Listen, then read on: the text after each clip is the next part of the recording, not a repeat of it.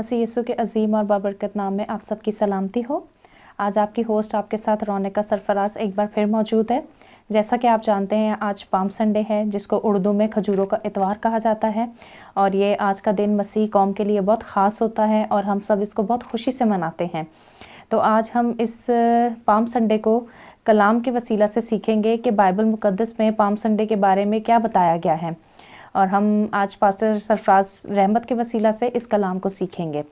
खुशामदीद कहते हैं पास्टर जी हम आपको इस प्रोग्राम में, और हम चाहते हैं कि आज पाम संडे का मैसेज है, हम आपके वसीला से सीखें कि पाम संडे के बारे में बाइबल में हमें क्या बताया गया है। Praise the Lord. Good morning आपको भी, और अपने व्यूअर्स के लिए भी मैं खुदा उनका शुक्र अदा करता हूँ जो रोज़ों के दिनों में आपने इतना लंबा टाइम जो है हमारे साथ बी द लाइट टेलीविज़न के साथ आपने गुजारा है।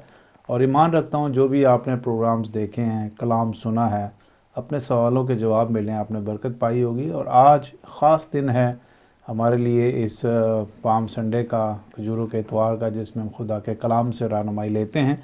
आइए खुदा के कलाम में से मेरे साथ मिलकर लूका रसूल की अंजील, और उसका हम निकालेंगे बाब नंबर है 19 और आयत नंबर 28 से मैं आपके लिए तलावत करूँगा। यहाँ पर ये यूँ लिखा है, ये बातें कहकर वो यरूशलेम की तरफ उनके आगे आगे चला।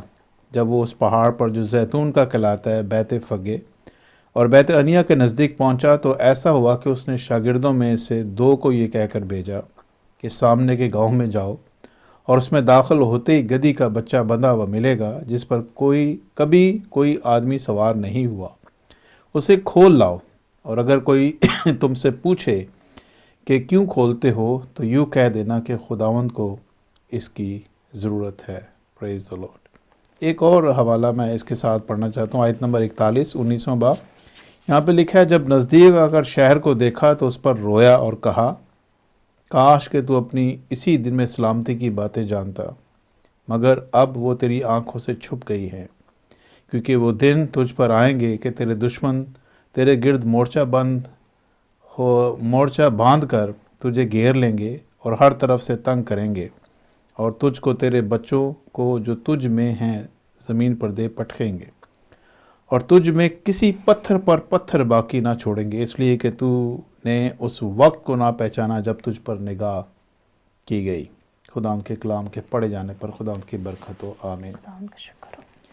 बनी इसराइल कौम का जो असल मसला था वो ये था कि वो एक ऐसा बादशाह एक्सपेक्ट कर रहे थे जो कि जिस्मानी तौर पर उन्हें उस वक़्त के हाकम रोमियों के जो तसल्लुत में थे वो उन्हें वहाँ से छुड़ाए और एक इसराइल के अंदर एक ऐसी बादशाहत को कायम करे जिसका वो ख़ुद अपना उनका बादशाह हो, अपना उनकी रियाया हो।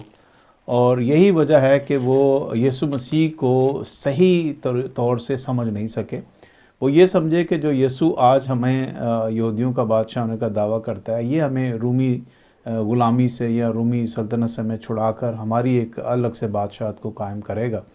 और इसी में वो जो है वो गलती कर बैठे, क्योंकि यीशु मसीह ज़मीनी बादशाहों को शिकस्त देने के लिए नहीं, बल्कि यीशु मसीह रूहानी तौर पर उनसे भी बड़े दुश्मन को शिकस्त देने के लिए ज़मीन पर आए थे। और यही वजह है कि जब उन्होंने जिस्मानी तौर पर यीशु को पहचानने की कोशिश की तो वो यीशु मसीह को पहचान नहीं सके और वो उनके अंदाज़े गलत निकले। और यीशु मसीह जो उनसे भी बड़े दुश्मन से उनकी जान छुड़ाने आया था, उस तक उनकी रसाई ना हुई और वो उनकी आंखों से छुपी रह गई। और यही वजह है कि यहाँ पर लिखा गया है कि जब वो शहर के नज़दीक पहुँचा तो उस पर रोया, काश के तू इसी दिन में अपनी सलामती की बातें जानता, मगर अब तेरी आंखों से ये बातें क्या हो गई हैं, छुप गई हैं। तो वजह यह है कि जो कुछ खुदा उन्हें दिखाना चाहता था, खुदा में वो देखना उनको चाहिए था, वो तो वो देख नहीं सके। लेकिन जो बातें उनके लिए ज़िंदगी का बायस नहीं बनती थी, उन पर वो ध्यान लगा कर बैठे थे, उसको जिस्मानी तौर पर समझने की कोशिश कर रहे थे। लेकिन खुदा का कलमा जो मुजस्सम होकर हमारे दरमियान आया, वो जो जंग लड़ रहा था वो जिस्मानी नहीं थी, वो रूहानी जंग थी। और ये मैं समझता हूँ कि जो वक्त है, जो इस वक्त यीशु मसीह अपने इस पाम संडे की इस समझ आखिरी मिनिस्ट्री के वीक में है, और खुदा यीशु मसीह का जो शहाना इस्तकबाल हुआ है, और بادشاہ ہونے کے ناطے خداوند جب اس شہر میں داخل ہوتا ہے تو آپ اس کی حلیمی کی ایک یہاں پر جھلک دیکھ سکتے ہیں کہ کہنے کو وہ بادشاہوں کا بادشاہ اور خداوندوں کا خداوند ہے، اور زمینی بادشاہ اپنے لیے کیسی کیسی سواریاں جو ہے وہ چوز کرتے ہیں اور اس پر بیٹھتے ہیں اور اپنی جو سلطنت کے عروج کو دنیا پر ظاہر کرتے ہیں، لیکن یہاں پر ہم یسوع مسیح کی حلیمی پر غور کرتے ہیں کہ اتنا بڑا زمین اور آسمان کا خالق اور مالک اور بادشاہوں کا بادشاہ ایک گدھی کے بچے پر سوار ہونے کے لیے تیار ہے، اور اس نے کہا کہ جاؤ اور جا کر میرے لیے گدھی کا بچہ لاؤ۔ اور گدھی کے میں سمجھتا ہوں گدھی کے اوپر سوار ہونے سے مراد یہ ہے کہ خداوند نے اپنے آپ کو اتنا پست کر دیا، اتنا حلیم کر دیا کہ اس کی بادشاہت ہونے کے باوجود وہ سب سے جو اس وقت کے دور میں لوس یا کم ترین سواری سمجھی جاتی ہے، خداوند نے اس پر بھی بیٹھنا جو ہے وہ پسند کیا۔ آپ دیکھیں کہ خداوند نے چاہے صلیب کا انتخاب کیا جس پر وہ صلیب دے، یا اس نے گدھی کا انتخاب کیا جس پر وہ سواری کر کے شاہانہ طور پر یروشلم کے اندر اپنی منسٹری کے آخری دنوں میں انٹری کرے، وہ ہر چیز ہی یونیک بن گئی ہے، چاہے وہ صلیب ہو، چاہے وہ گدھا ہو، اور اس کو گدھے کے اوپر بیٹھنے کے بعد آپ دیکھیں کہ اس دن گدھے کی کیا کیفیت ہوتی ہوگی، جس دن گدھے کے سامنے وہ کھجوروں کی ڈالیاں اور اپنے قیمتی کپڑے اور چیزیں بچھا بچھا کر اس کو ویلکم کر رہے ہیں۔ دراصل ویلکم جو اپنے اندر پراؤڈ فیل کر رہا ہوگا، وہ تو اس وقت گدھا بھی پراؤڈ فیل کر رہا ہوگا کہ میری آج اتنی عزت ہو رہی ہے، اتنا مجھے ریگارڈ دے رہے ہیں، لیکن اس کے اوپر جو سب سے خوبصورت چیز یہ ہے کہ جو اس کے اوپر خداوند بیٹھا ہے سب اس کی وجہ سے ہو رہا ہے۔ آج میری اور آپ کی زندگی میں بیٹا اور ویورز، اگر خداوند یسوع مسیح ہماری زندگی پر راج کرے اور خداوند یسوع مسیح ہم پر بادشاہ بن کر حکمرانی کرے یا ہماری زندگی میں آ جائے، تو ہم بھی جو کچھ نہیں ہوتے، جو ناچیز ہوتے ہیں، وہ کچھ دنیا کے سامنے نظر آنا شروع ہو جاتے ہیں۔ اور خداوند کی یہ برکت ہے کہ ہم اس میں بلائے گئے ہیں تاکہ ہم خدا کے بیٹے یسوع مسیح کے اس منصوبے میں شامل ہو سکیں۔ کھجوروں کا اتوار ایکچولی یسوع مسیح کی منسٹری کا یہ آخری ہفتہ ہے جس میں خداوند اپنے سارے کام کو کمپلیٹ کرنے کے ساتھ ساتھ اپنی انٹری کے وسیلہ سے ان پر ان باتوں کو ظاہر بھی کرا ہوا I am the I am، ٹھیک ہے۔ اور یسوع مسیح کے اس شاہانہ آمد کے اوپر متی کی انجیل اگر آپ نکالیں، اس کا باب نمبر 21 اور آیت نمبر 10 اور 11 پڑھیں ذرا، وہاں پہ کیا لکھا ہوا ہے؟ اور جب وہ یروشلم میں داخل ہوا تو سارے شہر میں ہلچل پڑ گئی اور لوگ کہنے لگے یہ کون ہے؟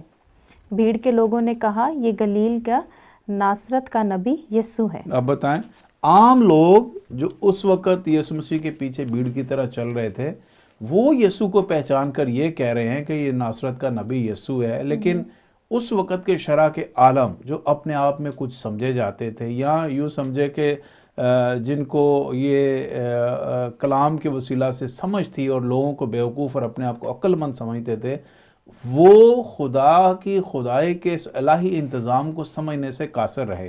اسی لیے میں پیچھے لوکا میں پڑھ کے آیا ہوں، وہاں پہ لکھا ہوا تھا کہ ان کی نظروں سے یہ سچائی چھپ گئی اور انہوں نے اپنے وقت کو نہ پہچانا، اور اسی لیے کلام میں لکھا یسوع ان پر رویا کہ تم نے اس اپنے اچھے وقت پر اپنی پہچان نہیں کی ہے، اور خدا کے اس الہی انتظام کو جو خدا نے میرے اور آپ کے لیے رکھا اس کو نہیں سمجھ پائے ہیں۔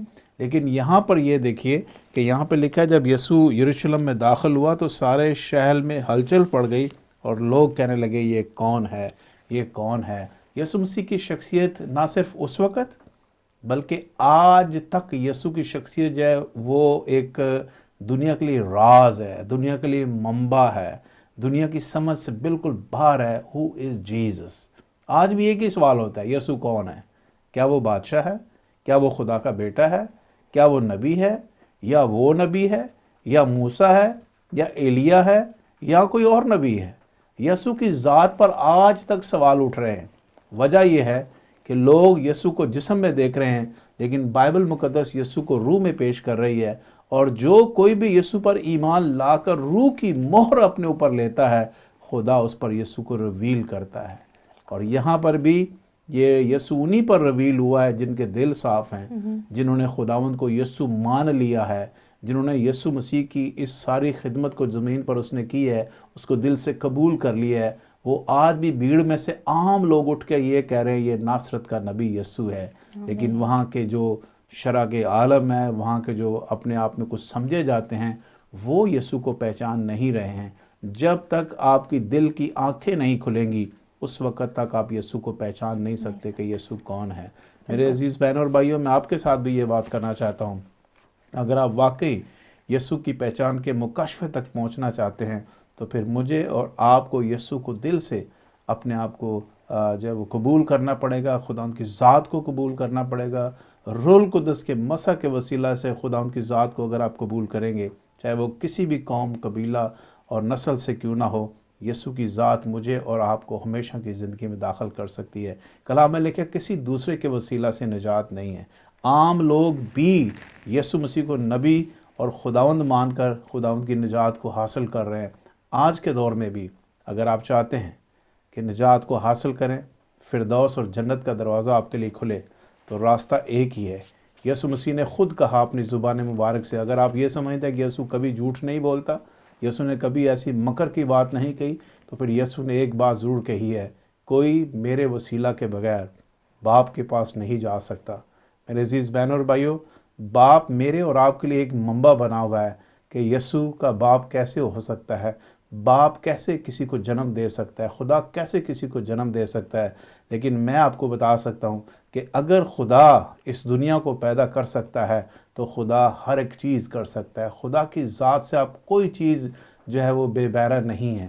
خدا کی ذات سب کچھ کرنے پر قادر ہے۔